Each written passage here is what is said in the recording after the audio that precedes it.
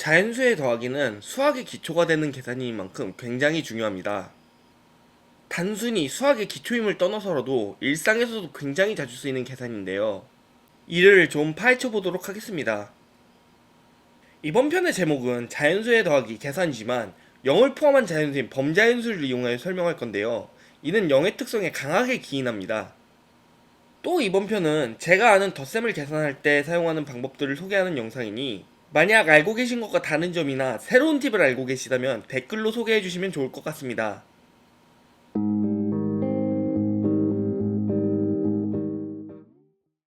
기본적으로 우리가 사용하는 자연수의 더하기에는 10진법을 사용합니다. 0부터 시작해서 9까지 10개의 숫자를 사용한 후에 9의 다음 수를 10으로 다음 자릿수로 넘기는 것을 10진법이라고 합니다. 만약 2에서 다음 자리로 넘어가면 2진법, 5에서 다음 자리로 넘어가면 5진법이 되는 거죠. 수를 센다는 개념에 있어서 우리가 가장 쉽게 수를 셀 수 있는 도구인 손가락의 개수가 10개이니 10진법을 당연하게 여기고 쉽게 사용하곤 합니다. 따라서 다른 진법에서의 계산보다도 10진법에서의 계산을 초점에 두고 다루겠습니다. 기본적으로 각 자릿수는 크기가 다르기 때문에 1의 자리는 1의 자리끼리, 10의 자리는 10의 자리끼리 계산합니다.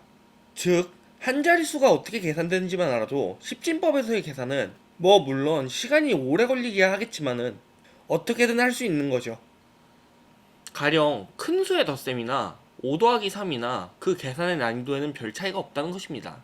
단순히 계산의 횟수와 그에 따른 실수할 기회가 늘어난 거긴 하지만요. 더하기를 잘하기 위한 첫 번째 팁은 아무것도 없음을 나타내는 수인 0을 이용하는 것입니다.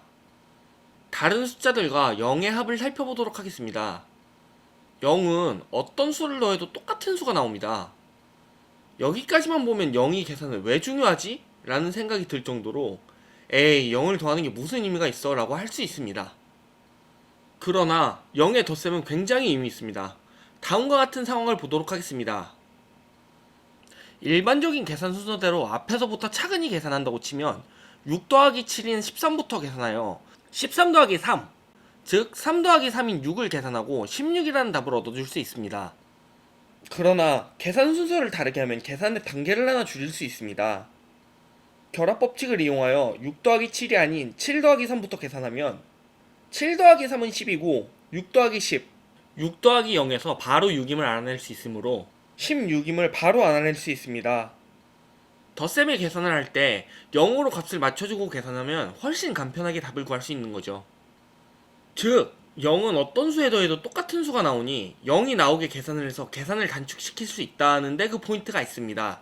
자연수의 계산을 처리하는 데 있어서 더 빠르고 정확하게 해주는 핵심이 되는 포인트이니 이를 잘 활용하면 계산을 더 빠르게 할 수 있습니다. 서로 더해서 1의 자리수가 0이 되는 수를 짝지어서 살펴보면 다음과 같습니다. 이 수들을 자연스럽게 연결해주면 더하기가 쉬워집니다. 다음과 같은 연습 문제를 생각해 봅시다. 한번 눈으로 살짝 풀어보세요. 이는 교환 법칙을 이용하여 계산의 순서를 살짝 바꿔주면 쉽게 풀립니다. 우선 3과 더해서 10이 되는 숫자는 7이므로 43을 57과 더해주는 것을 생각해 볼 수 있겠습니다. 따라서 계산을 쉽게 하기 위해 교환 법칙을 이용하여 102와 57의 자리를 바꾼 후 43과 57을 더해주겠습니다. 3 더하기 7은 10이고 40 더하기 50 더하기 10은 100입니다. 따라서 43 더하기 57은 100입니다. 다음은 102 더하기 82 더하기 6인데 102 더하기 82는 184고 184 더하기 6은 4 더하기 6이 10이고 180과 10을 더해주면 190입니다. 100과 190을 더해주면 답은 290입니다. 두 번째 팁은 꼭 숫자가 크다고 계산이 어려운 것은 아니라는 점입니다. 다음 연습 문제를 예로 들겠습니다. 언뜻 164와 26을 더해도 1의 자리는 0이 되고 36보다 26이 더 작은 수이므로 쉬워 보일 수 있습니다. 하지만 164 더하기 36은 200으로 이후의 계산이 훨씬 간단해집니다. 36이 더 큰 수이지만 26보다 그 계산이 훨씬 쉬운 것입니다. 계산의 난이도는 그 수의 크기가 아니라 수의 복잡함에 있는 것이죠. 물론 작은 수가 더 유리할 수도 있습니다. 174 더하기 26 더하기 36을 생각해 봅시다. 이번에는 상황이 역전되어 174 더하기 26이 200이 되므로 이 계산을 먼저 해주는 것이 이후의 계산을 훨씬 더 간단하게 만듭니다. 수의 크기가 아니라 수의 복잡함이 중요한 거죠. 수의 복잡함은 물론 수가 커지면 복잡해질 가능성 또한 커지지만 상황에 달린 것입니다. 상황을 파악하고 이를 단순화시켜주는 것이 기술이고, 이를 직관적으로 이해하는 능력을 길러주면 단순히 속도만 빨라지는 게 아니라 정확도 또한 높아지게 됩니다. 이 능력을 기르기 위해서는 여러 경우를 직접 해보는 것이 좋습니다. 이 문제를 이렇게도 이렇게도 해보는 거죠. 그러면 경험적으로 174와 26을 엮는 것이 간단하다는 것을 알게 되고, 그 중심에 0을 더하는 것이 있다는 것을 알게 되고, 다른 수의 덧셈을 할 때도 이런 요소를 적용해서 문제를 풀게 되는 겁니다. 자연수의 덧셈의 경우 더하는 횟수가 많아지면 그 계산이 복잡해지는 특징이 있습니다. 더할 게 많아지면 점점 더 복잡해지는 거죠.